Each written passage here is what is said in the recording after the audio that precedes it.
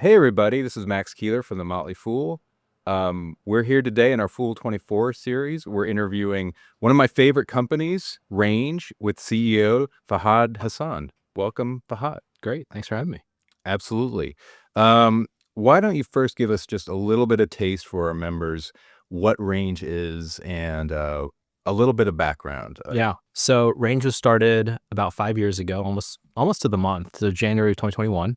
My co-founder, David Cusatis, and I started the company really after my wife and I were trying to find solutions for our family. Yeah. My wife had just given birth to our first child, and she was working at Amazon at the time. She's worked in big tech, big corporations. I've primarily done startups and VC. Yeah.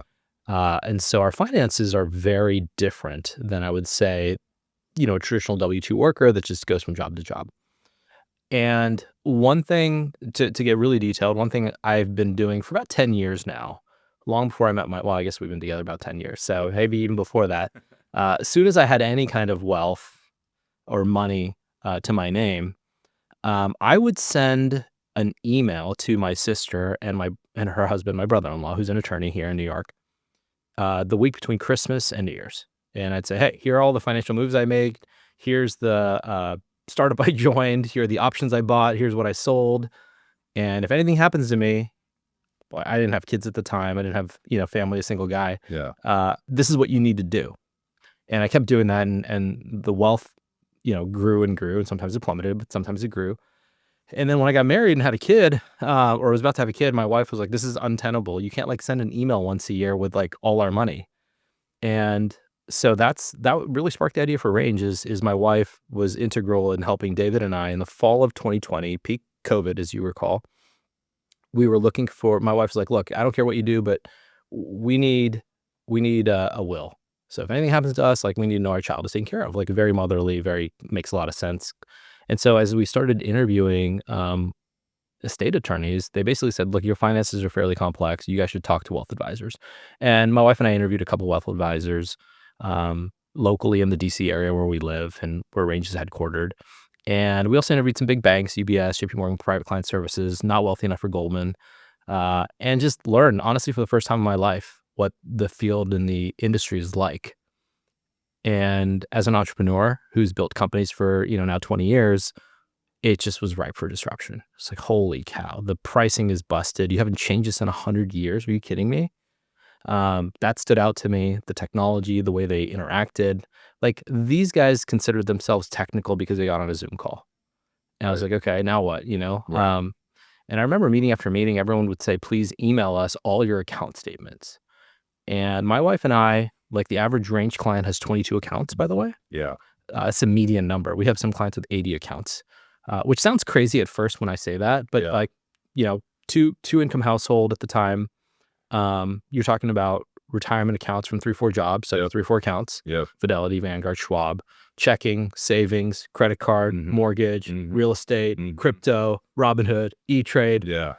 Times 2. That's 20 accounts. And so I was like, I can't go download 20 accounts for you every month and send you the report. And so these were the ideas that sparked something. And truthfully, you're not hearing me say, David and I sat there in the fall of 2020 with this vision of AI will change everything. I think AI was still very new. Yeah. We just wanted to make the entire wealth journey more digital and more modern with software. That was really the genesis of why we started the company. And the entrepreneur in me just kind of looked at the TAM, total addressable market. The solutions in the marketplace were highly manual. So you don't need a lot of research. This could be a very lucrative business if you just create some basic efficiency with software. And that's what we started with. Yeah. And 2020 was also the year ChatGPT came out. So we were playing with it. We're technologists, comp sci background. I was like, oh, that's pretty cool. But Yeah. no real honest mention of AI. I think it was maybe at the end of our pitch deck, hey, this AI thing could be interesting. And then we just kind of got started. And in the first year, we were just playing around with tools. Team was really small, raised a little bit of seed capital. Yeah. And we really took our time to deeply understand our customer problems and how we wanted to build the company, what software we wanted to create. And along the way, AI was just getting better and better and better at a clip that none of us accounted for. And that's when AI started really integrating into our story in the summer of 2022, about 18 months after we launched. Yeah. And we got introduced to Darian Shirazi, the partner at Gradient Ventures, which was at the time Google's AI venture arm. Yeah. And they saw the future. They're like, wow, you guys are going to replace advisors with AI. I was like, yep, that sounds great to me. If we see it. Yeah. And everyone else was augmenting advisors. Our philosophy was so different. We were like, dude, we don't need advisors. Yeah. It's a pretty bold statement. And I know people don't love me saying that. No, I know. But yeah. anyways, that's the genesis of our story and how we got started. Well, it's funny you say that. So I joined your service a couple of years ago. So you're a client. Awesome. And what I was looking for was just someone that had a robust tech platform. So I had my broker sort of had one. There's some sites out there that had, some decent like software that would like analyze your portfolio and kind of give you some canned recommendations, but it would always sort of broke, and it wasn't very, didn't have a lot of access to some of the smaller accounts that you're talking about, like, life insurance and like real estate. And in my experience, kind of right off the gate, was this is a mature platform, or at least like it works. That was 2 years ago. Good. Yeah. It's clean. AI was not even on my mind, even though it was like kind of mentioned. I'm like, well, that's cool. There's probably some AI sprinkled in there somewhere. Nowadays, I probably ask your agent, Rai, maybe like 10 questions a week. Wow. Just to mess with it sometimes.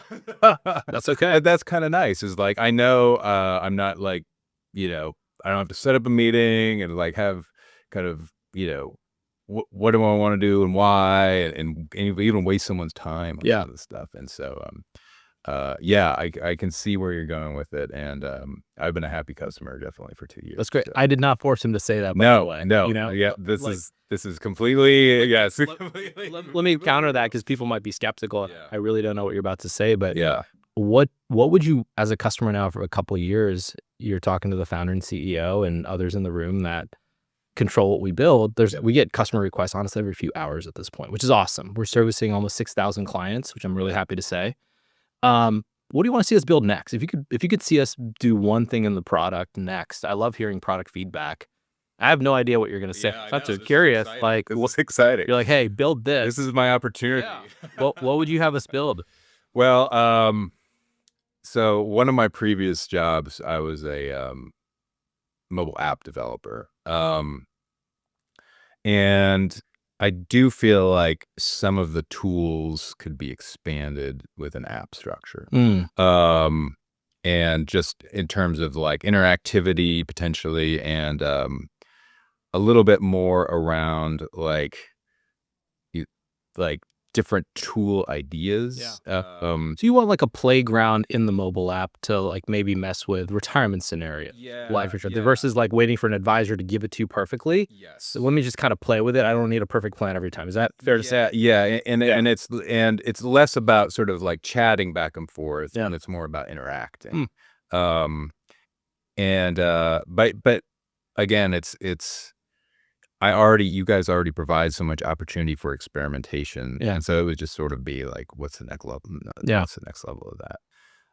I completely agree with you, by the way. That's probably one of my pet peeves is, the system is really heavily right now gated with advisors. So like, which is different than what I just told you a minute ago, where we believe advisors don't need to exist for most Americans, but it's on purpose, right? Right now, because we want to get it right. Like, this is not an app filter where who cares if it's a shade of blue or green, like we want to be right. And so our advisors play a very critical role in helping us build this company.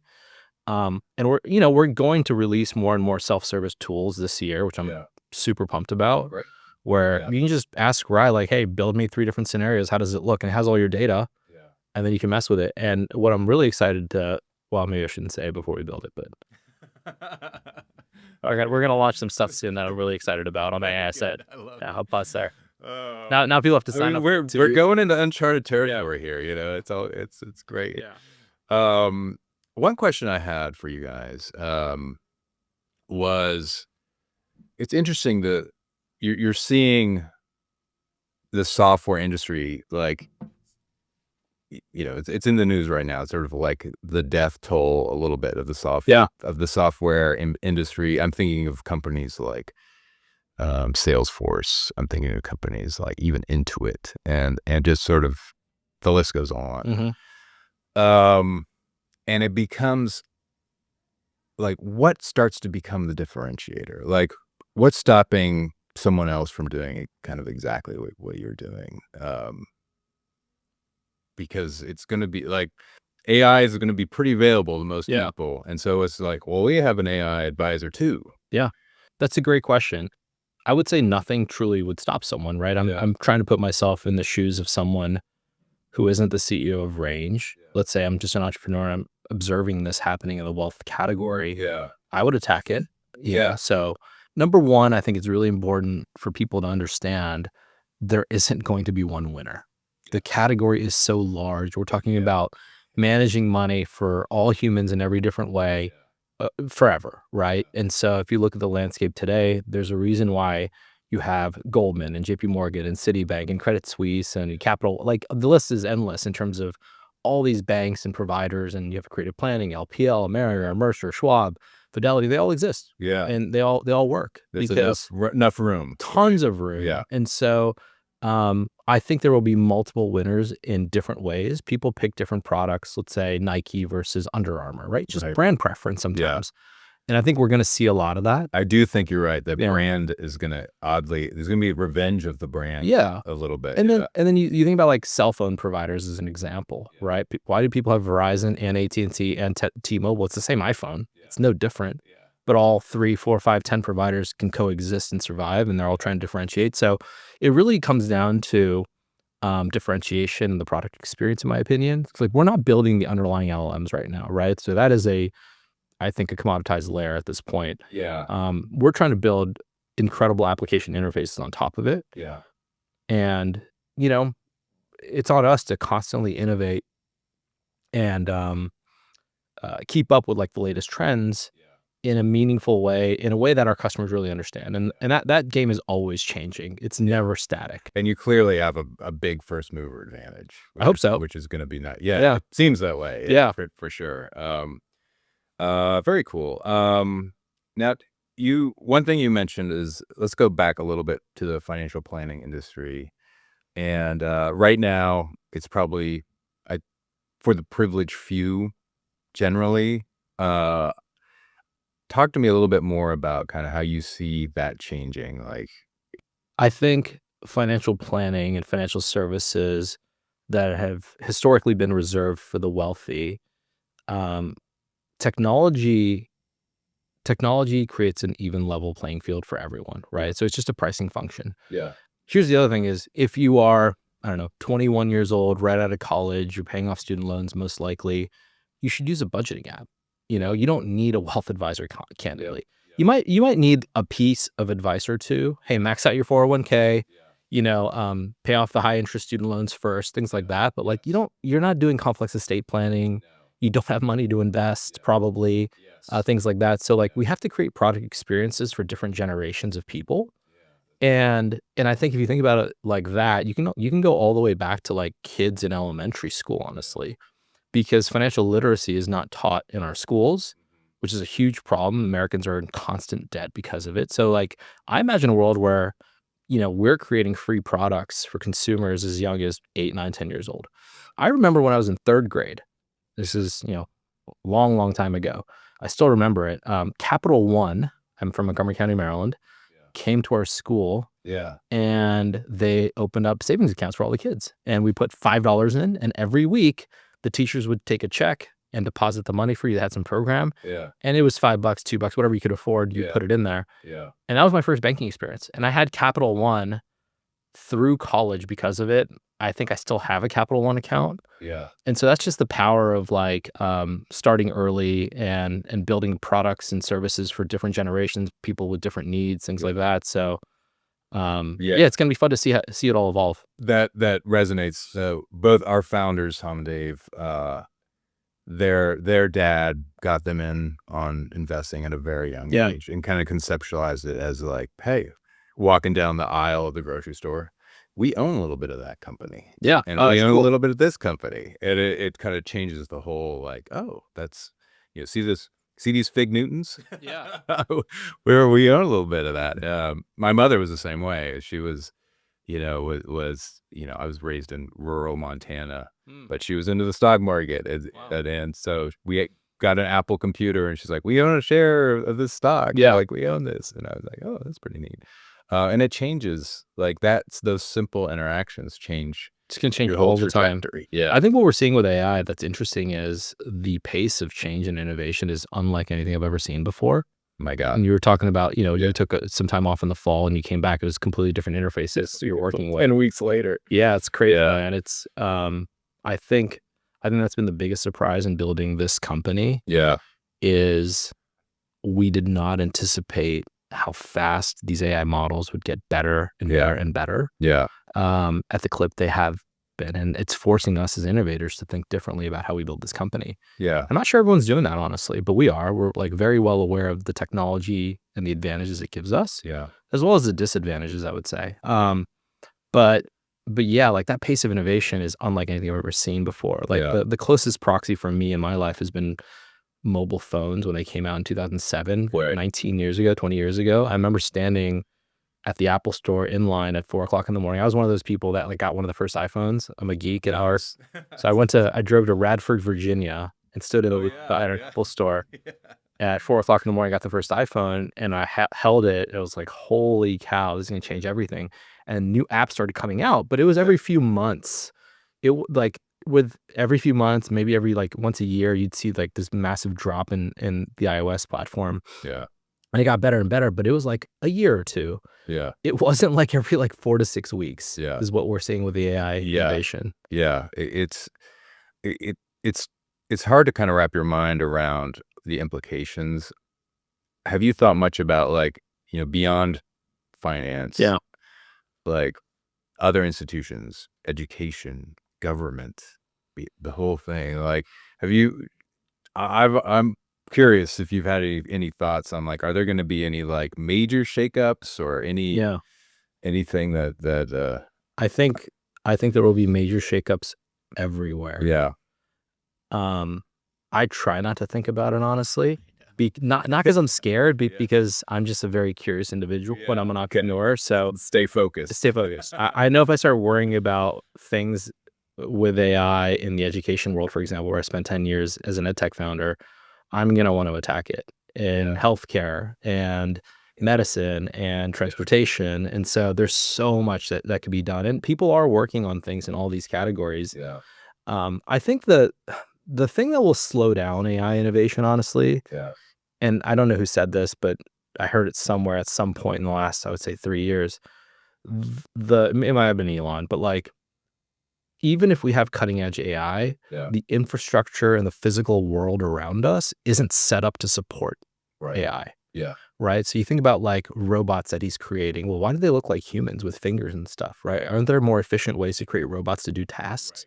Well, it's because the world around us is created to be supported with fingers and hands and human gestures. And so the real innovation in the world, this is really like sci-fi-ish now. Like we need to recreate the infrastructure of the world around us to go faster, actually, and go do things more efficiently and better. Yeah. And that's going to take a long time because now you're getting governments involved and you're thinking about changing how buildings are built, how roads are built, how humans interact with everything in their lives. Like that infrastructure change, we have to see it, right? And that could take decades. But AI is not going to be the bottleneck.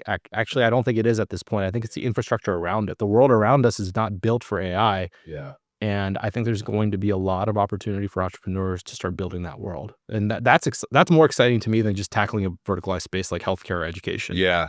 Yeah. I'd say there are probably some of our members out there that are still a little skeptical of the enthusiasm. They've seen this before, whether it's, Betamax or something like it's going to change everything. And Blu-ray. I have Blu-rays. Oh, man. I know. Obviously the Streaming. Yeah. And everything's like, what can you say to them to convince them that this is a real deal? Is there anything like what I would say to someone like that? Yeah. I don't think you need to say anything. I think it's an inevitability. And they'll come to that conclusion on their own. Yeah. I understand and empathize how that much change, especially for older Americans, is tough. Change is never easy for people if you've done something the same way for 5, 10, 20, 30 years. It's very difficult to accept that change. Not even because you don't want to. It's just harder. It's harder to learn. You don't feel great about it. You feel like you're left behind. And so as I've gotten older, as my parents have gotten older, you really learn to empathize with people saying, you know what, they're not wrong. It's just different for them. Yeah. And I think we're going to see a lot of that with AI, where if you're a certain age, more than anything, honestly, right? This is an age thing, in my opinion. Yeah. It's okay if you want a human advisor. So when I talk about getting rid of advisors, I talk about getting rid of advisors for the next generation. I do not believe we're going to get rid of advisors for people in their 60s, 70s, and 80s because they're not comfortable with it. And that's okay. Like, if you don't want to trust AI with millions of dollars you spend your whole life working on, even if it's better, like, don't trust it. I think There's nothing wrong with that. there'll probably be a niche. It'll probably become more of a niche where people are like, look, I want somebody to do this. Yeah. I don't care what the AI says. Well, there's a great Steve Jobs quote I think about. It's kind of morbid, but it's true, and he said it, not me. He's like, the greatest change agent for humanity is death. Yeah. Right? And you cycle in a new life. And I don't think he meant it to be morbid. I think he meant it to be more inspirational and aspirational in terms of, new generations have new ideas and concepts that are pushing the human race forward. And that's exciting, if you look at it from that lens. Like, I'm sure there are things that I'm doing now that I've got little kids, they're going to look at me and say, you're old. Yeah. And what are you doing? I can see it a little bit in my 5-year-old already. I'm way in there. I'm like, what do you mean I'm old? I work in AI. I'm the cutting edge. He's like, this is wrong, Daddy. I'm like, okay, you're right. That's yep. I feel that, but I have two 20-year-olds, so You're feeling it. I'm completely obsolete. Yeah. What? Yeah. Well, very good. Maybe just get back a little bit. I'm curious about your company and just like what kind of what are the kind of typical challenges of your customers? What are the big ones? Like, what are the ones that are kind of most common and that you find that people are? I would say people are really enamored with taxes and tax strategies and saving money on like complex strategies. And some of the most frustrating things I hear when customers complain is, hey, this strategy is not complex, for us, for our team, et cetera, or me at my household. And, I look at that, I'm like, I read the messages or notes. I read the messages or notes, and I'm like, the advisor, the AI at Range has told you to implement the basic strategy so we can get to the complex stuff. And so there's a lot of times there's a mismatch with what people think they need and what they actually need. We have a lot of people that join and they think they are Warren Buffett and need some kind of crazy complex strategy because they've been marketed to on the internet incorrectly. Right. Like, you're not even doing the basics. Right. Like, do the basics. We're happy to help you with more complex stuff, but like, you got to do the basics. And you're trying to make a 10-point play in basketball. It doesn't exist. Right. Maybe a 4-point play, firing a 3 off and getting fouled, right? But there's no 10-point play. And people are looking for a lot of 10-point plays because they feel overwhelmed. They feel like there's a lot going on. And so our customers come to us when they're stressed out and they're smart enough to realize they can't do it themselves anymore. They don't trust themselves to do it anymore. Right. And that's really where we step in with technology and people and try to give them that comfort. And say, hey, you're actually, on the right path, or we're going to adjust you here or there. Now, you could argue that traditional advisors do that too, right? You meet with them and they make you feel really good, that relationship aspect.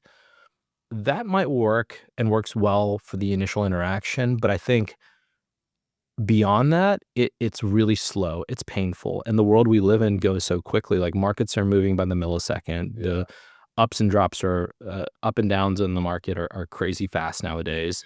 And so I can't wait 4 months to meet with my advisor about what happened, right? And even if I'm just curious. And so complexity brings people to Range a lot. The other thing that brings people to Range a lot is our pricing model. So it's 0%. We don't charge AUM fees.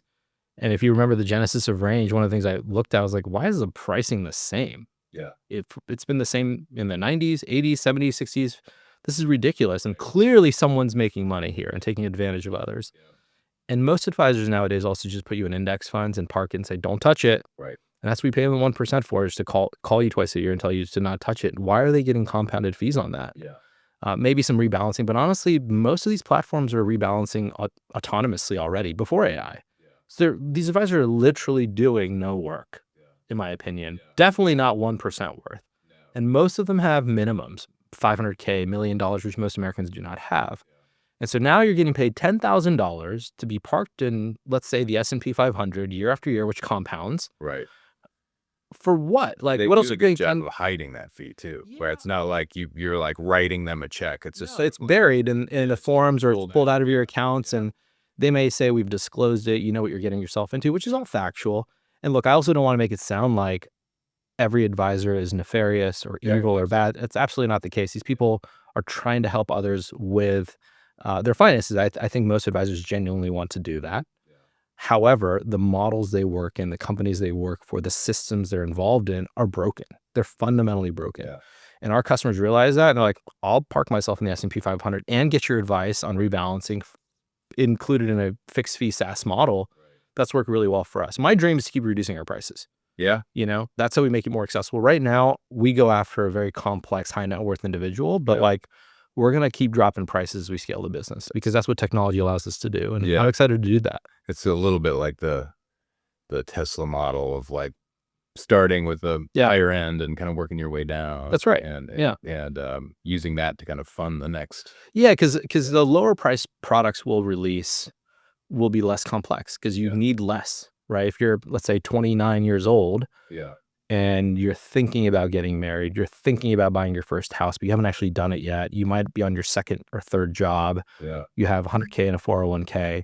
Okay, well, now the complexity is starting, but it's not really there yet. You don't need a $6,000 product. You don't need a $10,000 product. You probably need something that's $100 a month. Right. And that's okay. Like, we'll have that. We don't today, but like, we will in the future, you know? If you're a college kid needing a budgeting app, there's lots of great budgeting apps out there right now. I'm sure you're familiar with them. There's Rocket Money, there's Monarch, there's Mint used to be around. There's tons of them. And so use one of those to get your finances in order. And so we really are trying to be methodical about our strategy and like help folks that are kind of like me and my wife, and probably like you and your partner, where, you know, I love technology. I'm not going to go sit with a person. I need some visibility into my finances more than what they can offer. That's where we started. It's interesting about taxes, because that seems like something that AI would really do well at, because the rules are structured where it's deterministic. Right. Financial planning is a little bit. I want to buy a boat. I want to go on a vacation. Okay, well, that could be anything. Right. And this is like, here's the rules. What you do, and it seems like that's. Intuit is so screwed. It's over. I mean, it's completely over. And they've wet the bed on not innovating on this space for the market share they've had. I love TurboTax for what it's worth. Oh yeah, I grew up on TurboTax. Me too. I had to stop using it about 10 years ago because I got too complex. And I couldn't do self-service anymore. I didn't want to mess up. But the interface, the GUI, the user, like just the user experience in my 20s doing TurboTax was unbelievable. I actually thought it was one of the best products on the internet. Probably is still today for many Americans, but like that, man, taxes, I don't know what's going to happen, including here. We're innovating on taxes every week. And there are so many people doing it. There are going to be a lot of dead AI tax companies, I think. And when the tax code change, you'll be ready the next day versus rolling out all the changes that would need to happen in order. Then the question becomes, well, why would I pay range for taxes? Right. And I think you pay us today because I don't think the technology is quite there yet. And if you're a millionaire, you have complex taxes, K1s, RSUs, NSOs, ISOs, W2s, property in multiple states. The tax code changes in different localities every year. So you need to trust the entity, let's say Range in this example, is keeping up with everything across the country. And that's what we do. And so, you tack on tax services for us, which is equal to about, $1,500. It's nothing compared to what our customers are paying to their CPA to do their taxes manually. It's $5,000, $6,000, $10,000 annually. And so we've done a really good job with taxes, and I see a lot more automation and not even innovation, just like automation in that space coming pretty aggressively. And I'd add it will become a commoditized product. Probably free for everyone in every case within 5 years is my opinion. It's like long distance or something. That's right. Like, do you remember the unlimited text messages after 9 p.m.? Same idea. Give it 5 years. Ridiculous now. In 5 years, like all these tax only companies, I think are done. Now, kind of to wrap up a little bit, I want to tie it back to our membership. We tend to be Motley Fool members tend to be a little bit more do-it-yourself with stock picking and like, you know, there's a little bit of a skepticism around funds. Not so much skepticism as much as the funds have their place and then individual stocks have their place. Self-directed versus managed. Yeah, exactly. And for the range user, or maybe in the future, are there how does range fit into the Motley Fool members world? I would say we are going to be launching self-directed services at some point in the next year or two. I don't know the timelines exactly off the top of my head. I'd be happy to share it, but we know that customers want the option of both managed services and self-directed services. And I think the future, and I don't know if the Fool is working on this, but I know, you know, something we've thought about and other fintech companies are thinking about is, how do you create AI agents to analyze stocks? Right. And so, and then trust that. How good are they? Like, are they evaluating and making this up, the Microsoft stock appropriately? Right. And what context does it need for your specific portfolio? That's where it gets interesting. With AI, you can literally have the equivalent of the best, I don't know, Goldman analyst just for you on your positions based on your goals, your age, your income, your timelines, constantly evaluating the market. And that is super fascinating. Humans had never had that before. It's definitely something we're thinking about.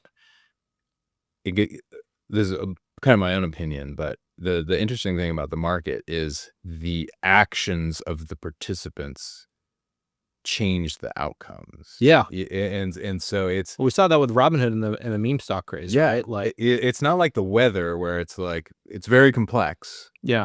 But you looking at the weather isn't changing what the weather's going to do. And with financial systems, if you make an investment decision, now the system is different. And so it's going to be interesting to see how this plays out. Like, certainly your analyst agents are going to have access to an insane amount of data. They're going to be back testing. They're going to be like running different scenarios. Way faster than humans. As soon as they do this, though, it changes the game. The question fundamentally will come down to is, I mean, Claude Opus 4.6 launched this week. And they're claiming that it will do the work of an investment analyst, obviously. I haven't played with that yet, but it looks incredible. The question for consumers will be, okay, let's say AI produces a portfolio for you, even at range. How can I trust it? And I always get bothered by that, because when an advisor sits in front of me and says, here you go, Fahad and Catherine, here's your portfolio, I'm like, we just inherently trust the person. People are wrong all the time. If you look at like the passing scores of CFAs and CPAs and CFPs, it's not 100%. They get questions wrong all the time on their licensing exam. So like, they're inherently faulty. And with AI, it's actually more accurate because you can back into the answers. Like, how did you come up with this answer? Show me the math. You can't really do that with Bob, the wealth advisor. No, It's like, hey, I used to do this back in the day, and like, this will work again. I'm like, I don't know. You know? It's not like it may not be the perfect answer, but it's better than the next. So like the trust factor really is, I think, the name of the game right now, and where the world is trying to figure out, how do I trust AI with more than just the fun stuff, the playground stuff? How do I trust it with, like, you know, my homework equivalent, right? Or the exam I'm about to take? I don't think the trust is quite there. Another example I think about a lot with regards to that growing up was Wikipedia. When I was younger, you know, Wikipedia was new. We weren't allowed to cite it on essays and things like, oh, it could be inaccurate. Anyone can edit it. Wikipedia is pretty accurate. You know, they've done a lot of studies where like the accuracy of Wikipedia is pretty insane, and now people just trust it completely. I think we're going to see that type of trust with AI for mass market consumers over the next probably decade. It's going to take some time. There'll be a little bit of a generational thing, like you've mentioned. Once it does something for you in a way that's everyone's going to have their aha moment with AI. For me, it was actually last summer. Believe it or not, it took me a long time to trust it myself. And it wasn't with Rai, actually. It was with ChatGPT. And I've obviously used it for 5 years, and Gemini and other systems, but like really just asking medical questions. Like when I get sick, I'm kind of a hypochondriac, and every time I get sick, I think I'm going to die. And so I uploaded like lab reports and blood work, and GPT was like, you're fine, dude. You got a cold. I'm like, no, but I don't have a cold. I feel something here. And they're like, you're fine. Like, and so that has built insane trust for me in terms of like the evaluation. Yeah. And Yeah. I use it all the time. Final question. Yeah. I know you're a family man. What would you, for your children, what would you kind of instill in them for the upcoming changes? Like, do you have any kind of thoughts around, like, what do you think it's important for the next generation to pay attention to? Pay attention to? When my kids are little, I think the debate right now is how much we expose them to technology. Yeah.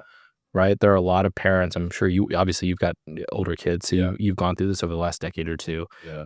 At what age do you give them an iPad? At what age do you do this and that? My opinion is pretty extreme. Yeah. I think they should go all in as early as possible. Yeah. Because that is the world they're going to live in. Right. And I think about movies like Tron or Ready Player One, right? Yeah. These futuristic sci-fi movies, I'm like, it's kind of here. And so delaying a kid getting an iPad or a laptop by a year or two, I think it's going to stunt their growth, actually. Wow. And I know a lot of parents will disagree with that. And, we're also thoughtful about giving our kids real world life experience, which I think is equally important. But the reality is they're going to be wearing VR headsets at work every day. That's just the world they're going to live in. They're not going to drive cars. It's going to drive them. It's already happening.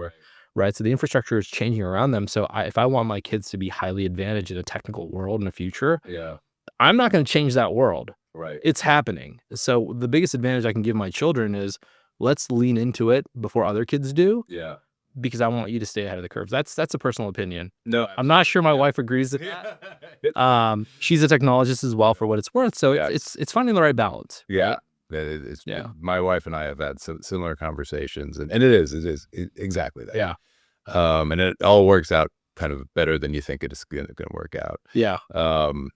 But anyway, it's been a real pleasure, Fahad. Thanks so much. And thank you, members, for tuning in.